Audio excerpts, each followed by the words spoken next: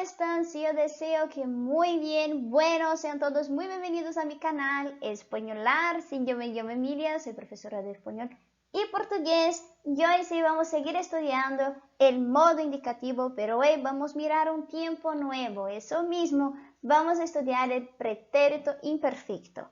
Para nosotros que hablamos portugués, el pretérito imperfecto es encantador, es maravilloso. ¿Por qué es maravilloso? Porque hay muchos alumnos que hablan portugués, ¿sí? Y van a estudiar el pretérito perfecto simple, eso es un problema. Pero el pretérito imperfecto es muy tranquilo, ¿sí? Porque para nosotros es muy fácil. Bueno, chiquitos, antes de mirar este contenido, si está llegando, si acá por la primera vez, atención, ¿sí? Tenemos otros vídeos que voy a dejar acá abajo en la descripción de este vídeo hablando del modo indicativo, de presente, de indicativo regular y irregular.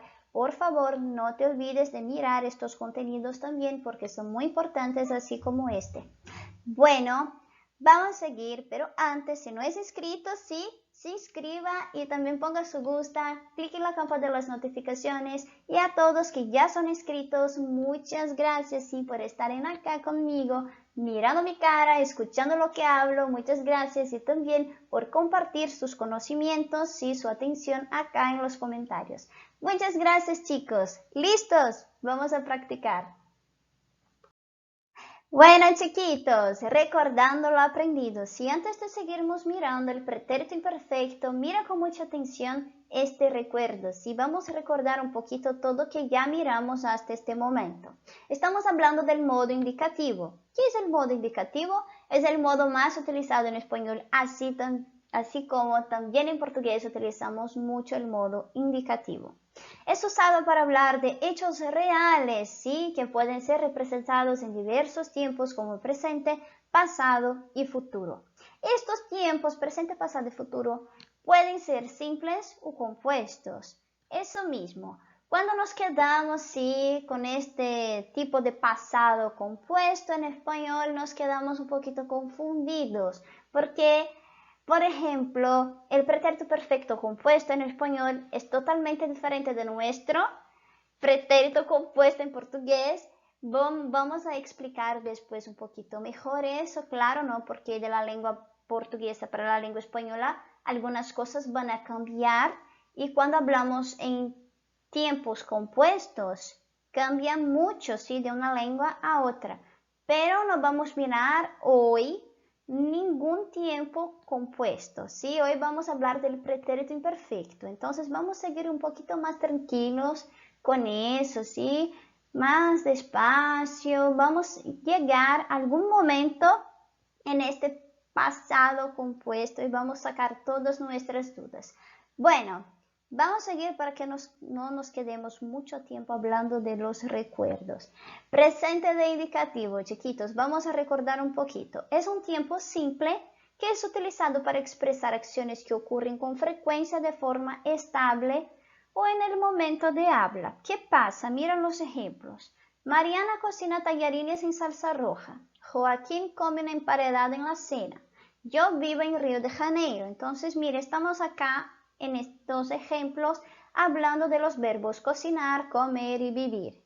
En portugués, cozinhar, comer y vivir. Viver. Viver, ok? Porque em português é diferente. Viver. Bom, pessoal, vamos então entender como ficam essas frases em português.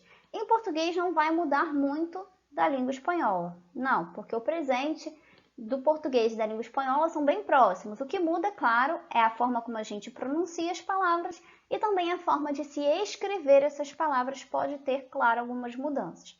Por exemplo, Mariana cozinha macarrões. A gente falaria em português, Mariana cozinha macarrões com molho de tomate, tá? Então, a gente aqui não falaria em salsa roja, a gente falaria com molho de tomate ou com molho vermelho, como é o caso da salsa roja, tá? Aqui embaixo, Joaquim come emparedado, é muito utilizado na Argentina, tá? Muito utilizado na Argentina. Eu não sei se em todas as regiões da Argentina ele é bem utilizado, se ele é mais utilizado em todas as regiões ou só em certas regiões. como por exemplo Buenos Aires, né? Eu tenho amigos que já viajaram para Buenos Aires que falaram que quase não ouviam a palavra sanduíche, né? Porque existe essa palavra, sanduíche. E eles ouviam mais emparedado, tá? Emparedado é como se fosse um sanduíche. Então, assim, eu tenho aqui no canal um amigo que é argentino, né? Então, ó, depois você coloca aqui embaixo, tá? Se é isso mesmo, né? Se na Argentina você fala mais emparedado do que sanduíche, aí eu já não sei, mas foi o que os meus amigos que viajaram para a Argentina me disseram. Emparedado é mais comum do que sanduíche. Bom, Joaquim come um sanduíche na janta, tá? Então, assim, ou a gente também poderia traduzir Joaquim come um sanduíche no jantar, mas aí aqui, para a gente trazer mais perto da língua espanhola, seria na janta, em la cena, na janta. Aqui embaixo, eu vivo em Rio de Janeiro. Isso aqui em português muda bastante, tá? Eu vivo no Rio de Janeiro. Eu vivo no Rio de Janeiro. É muito estranho a gente falar eu vivo no Rio de Janeiro. A gente poderia até dizer assim, eu moro no Rio de Janeiro. Agora, eu vivo no Rio de Janeiro é um pouco mais difícil da gente ouvir um carioca falando, né? Não posso dizer um brasileiro, mas um carioca falando assim, eu vivo no Rio de Janeiro. É um pouco mais difícil. A gente já falaria assim, eu moro no Rio de Janeiro, tá? Mas não é impossível você ouvir uma pessoa falando eu vivo no Rio de Janeiro. E mais uma coisa muito interessante que eu gostaria de destacar aqui para vocês é essa questão aqui, olha, em espanhol, a gente tem en él, tá? O en mais ele, en él, que significaria em português no. Então, até achei interessante que uma aluna me falou, né, que ela até fez essa experiência, que ela falou em espanhol assim, yo vivo en el Rio de Janeiro. Eu achei isso muito interessante, então eu vou passar para vocês isso aqui. Nós não podemos falar em espanhol yo vivo en el Rio de Janeiro. Por que a gente não pode falar isso? Porque quem vive, vive em algum lugar em espanhol. Então, se eu vivo em algum lugar, eu não vivo no, ok? Em português, a gente vive no lugar. Em espanhol, a gente vive em, ok, gente? Então, muito cuidado com isso. Eu vivo em Rio de Janeiro. Eu não posso dizer eu vivo en el Rio de Janeiro. Não. Eu vivo em Rio de Janeiro. Em português, eu vivo no Rio de Janeiro. Em espanhol, em algum lugar. Em Rio de Janeiro. Tranquilo? Lo mismo pasa, por ejemplo, cuando decimos en español así. Yo voy a viajar en avión. Eu vou viajar em avião. Em português, a gente não diz que a gente vai em alguma coisa, ok? Em português, a gente diz assim, eu vou viajar de avião, ok? Então, em português, a gente viaja de, e em espanhol, a gente viaja em alguma coisa. Então, isso também é muito interessante, porque muitos alunos se confundem e ficam falando assim, eu vou viajar de avião, eu vou viajar de autobús, eu vou de alguma coisa. Não. Eu vou em avião, eu vou em autobús. Tranquilo? Em alguma coisa. Então, em português, eu vou de ônibus. Em espanhol, eu vou em autobús. Tranquilo? Vamos a seguir. Bueno, chiquitos, llegamos al pretérito imperfecto. ¿Cuándo vamos a utilizar? Bueno, utilizamos el pretérito imperfecto para hablar de acciones frecuentes en el pasado o sin un final definido, así como también utilizamos para hacer descripciones. Puede ser de personas, lugares, situaciones, ¿tranquilo? Bueno, vamos a mirar entonces abajo los ejemplos. Miguel nadaba por las mañanas. Roberta tenía el pelo largo y rojo. Cuando era niño dormía mucho, pero también jugaba mucho con mis juguetes. Mira una cosa muy interesante, si estamos acá en estos ejemplos estamos hablando de los verbos nadar, tener, dormir y jugar.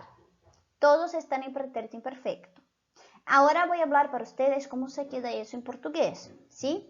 O que acontece, gente? Antes de eu mencionar essas frases em português para vocês, o que acontece principalmente com o pretérito imperfeito? O pretérito imperfeito, ele é usado para falar de ações frequentes no passado ou ações frequentes no passado que não têm um fim definido. O que é um fim definido? É a mesma coisa se eu falasse assim para você.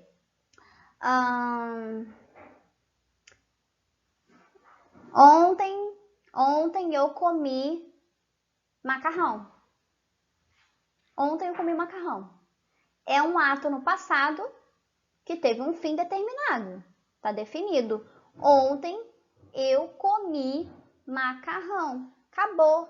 Ontem eu comi macarrão. Não significa que hoje eu vou comer macarrão ou que na semana que vem eu também vá comer macarrão no mesmo dia, ou que na outra semana, já que a gente está falando de passado, né? A pessoa acabou de falar de futuro, ou se na semana que vem, na semana passada, eu também comi macarrão naquele mesmo dia. Não quer dizer isso. Eu estou falando de um ato no passado que está encerrado. Ontem eu comi macarrão. Acabou, fechou. Ok? Não é uma ação frequente sem um fim definido. Então, quando eu falo ontem eu comi macarrão, eu estou usando o que seria em espanhol chamado de pretérito perfeito simples. Ontem eu comi macarrão. Como ficaria isso em espanhol? Ayer yo comí tallarines. Vamos dizer assim, tá? Ayer yo comí tallarines. O yo comí tallarines ayer se queda mejor. Tranquilo? Se queda mejor assim. Ayer yo comí tallarines ayer. Tá? Então entendam, os alunos que falam espanhol, os alunos que falam português e estão aprendendo espanhol, têm uma mania muito chata de querer usar o pretérito imperfeito sempre, em todas as ocasiões possíveis, quando vai falar de passado. Por que ele tem essa mania de usar sempre o pretérito imperfeito para falar de passado? Porque ele acha que é mais fácil o pretérito imperfeito. E eu não o culpo por isso, porque realmente o pretérito perfeito simples em espanhol, ele é um pouco mais complicado para nós que falamos português devido às inúmeras irregularidades que esse verbo tem. Esse tempo verbal, né, em espanhol, o pretérito perfeito simples, ele é muito irregular, ele tem umas irregularidades muito loucas para nós. Então, quando a gente acha que já sabe, a gente percebe que a gente não sabe mais nada, a gente está totalmente confuso. Então, assim, o pretérito perfeito simples é um pouco mais difícil. Não estou falando que é para todas as pessoas que falam português, quando vão falar espanhol, sentem dificuldade com isso, porque, por exemplo, eu não senti dificuldade com isso, tá? Sim, quando eu ia escrever, ia fazer uma prova, era muito chato, porque às vezes eu sabia, mas quando eu escrevi eu errava porque eu acabava errando porque era muita irregularidade. Eu esquecia um i, eu esquecia que era com u, colocava com o. Sim, mas eu não achava. Quando eu falava direito, mas quando eu escrevia, às vezes eu tinha dificuldade. Então, assim, nem todos os alunos que falam português, quando vão aprender esses tempos verbais em espanhol, vão ter dificuldade. Mas a maioria das pessoas prefere usar o pretérito imperfeito, só que a gente tem um problema nisso, tá? O pretérito imperfeito, gente, ele não pode ser usado, por exemplo, ações frequentes no passado ou sem um fim definido. Se eu estou determinando que aquela ação no passado teve um fim, eu devo usar o pretérito perfeito simples. Eu não devo usar o meu pretérito imperfeito, ok? Eu não devo fazer isso, mas tem alunos que fazem. Mas o melhor é eu saber praticar todos os tempos no passado, ok? Então, se existe o pretérito perfeito simples, ele tem uma finalidade, eu devo usar ele. E se o pretérito imperfeito ele tem outra finalidade, eu devo usar ele, ok? A gente deve aprender a usar todos os possíveis tempos, tranquilo? Então vamos traduzir aqui. Essa frase é muito interessante. Miguel nadaba por las mañanas. Isso é muito estranho para nós, quando a gente escuta por las mañanas, tá? Por quê? Para nós, a gente talvez até deduza, tá? Quem está começando a estudar espanhol vai deduzir que por las mañanas, na verdade, eu estou querendo me referir a todas as manhãs. Mas nem sempre isso fica muito claro para nós. Então, é muito comum você ouvir alguém que fala português falando assim: Miguel nadaba todas las mañanas. Miguel nadaba todas las mañanas. A gente gosta de falar todas, porque para nós, a gente fala isso em português. Ah, não, o Miguel nadava todas as manhãs. Para nós, para a gente indicar que são todos os dias pela manhã, eu tenho que falar isso, todas as manhãs. Então é muito comum a gente ouvir, não está errado, tá, gente, falar isso em espanhol. A gente ouvir os alunos falando, né? Miguel nadava todos os dias por la mañana. Até falei errado. Miguel nadava todos os dias por la mañana. Quando a gente fala isso, Miguel nadava todos os dias pela manhã em espanhol, fica mais fácil pra gente que fala português. Por que fica mais fácil pra gente que fala português? Porque nós falamos isso em português. Quando a gente escuta alguém em espanhol falando Miguel nadava por las mañanas,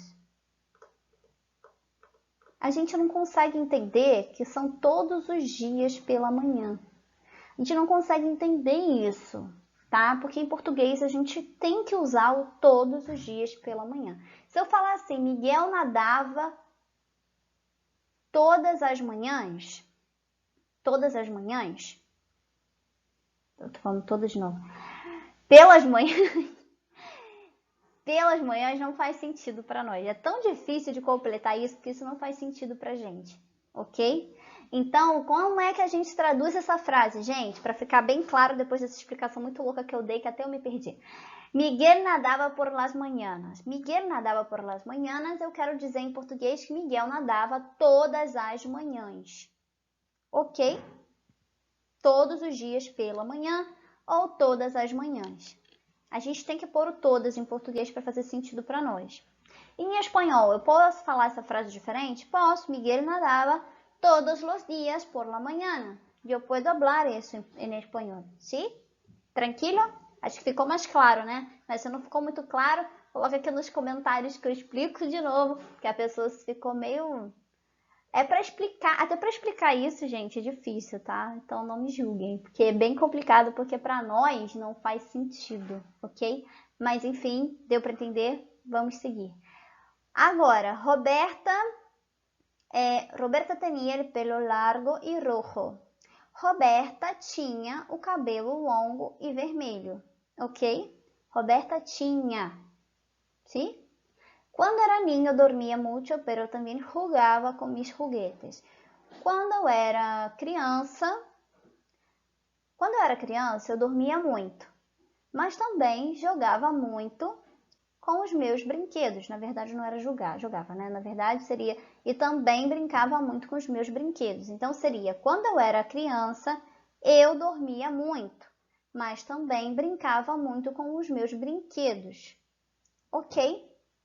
A gente traduziria dessa maneira. Por que vocês colocam eu em tudo quanto é lugar? Não sei, acho que é porque esse pronome pessoal ele é muito importante em português, então a gente usa o eu em tudo quanto é lugar, na verdade. Então, quando a gente fala isso em português, a gente tem esse costume de buscar o pronome pessoal. Quando eu era criança, dormia muito, mas também eu brincava muito com os meus brinquedos, tá? Então, você não precisa colocar todos esses eu, mas a maioria das pessoas vai falar eu, ok? Bueno, chiquitos, vamos seguir. Ahora vamos a mirar cómo se queda si el pretérito imperfecto regular, ¿sí? Vamos a mirar los verbos, cómo vamos a conjugarlos. Mira una cosa muy interesante. Terminaciones de los verbos regulares. Los verbos terminados con ar, hablamos aba al final. Como por ejemplo nadar, yo nadaba, ¿sí? Los verbos terminados en ir, colocamos una ia al final. Comer, yo comía. Dormir, yo dormía. Tranquilo. Esta regla que ustedes están mirando acá sirve solamente para los verbos regulares, ¿sí? No va a servir para los verbos irregulares. Cuidado con eso, ¿sí? Entonces, mira, pronombres personales, yo, tú, usted, él, ella, nosotros, vosotros, vosotras, ustedes, ellos y ellas. Ahora vamos a mirar la conjugación de los verbos nadar, comer y dormir. Son verbos regulares. Terminado en ar, pongo una aba. Yo nadaba, tú nadabas, usted, él, ella nadaba, nadábamos, nadabais, nadaban. ¿Sí? Comer, yo comía, tú comías, usted comía, comíamos, comíais, comían. Dormir, yo dormía, dormías, dormía, dormíamos, dormías, dormían. Cuidado con la acentuación de estos verbos. Los alumnos se sacan muchos puntos, ¿sí? He sacado muchos puntos de los alumnos porque ellos no ponen la acentuación. ¿Sí? Eso es un problema, chiquitos. Necesitamos aprender a acentuar en español, así como también necesitamos aprender a acentuar en portugués. Los alumnos que hablan portugués casi siempre no acentúan sus verbos en la lengua portuguesa. Y por esta razón, cuando van a aprender español, no consiguen acentuar en español também. ¿Sí? Então, olha só, pessoal, deixa eu falar uma coisa muito séria aqui com vocês agora. Séria mesmo, muito séria. É o seguinte, tá? A acentuação em espanhol é uma coisa muito importante. Esse não é o primeiro vídeo que eu falo sobre isso. Eu nem vou ficar me alongando muito aqui, porque senão esse vídeo vai ficar muito longo. Vamos deixar claro. O acento ortográfico é muito importante na língua espanhola. Tem um acento que a gente chama acento de diferenciação, que é o acento diacrítico, que ele vai diferenciar palavras que se escrevem da mesma forma. Então, se você não acentuar, você pode dar intenção de outra coisa na sua frase. Para vocês entenderem o tamanho da situação que é a acentuação em espanhol. É muito importante, tá? Então, não é uma coisa relevante. Em português, infelizmente, principalmente no Rio de Janeiro, eu não estou falando com propriedade de outros estados, estou falando do Rio de Janeiro.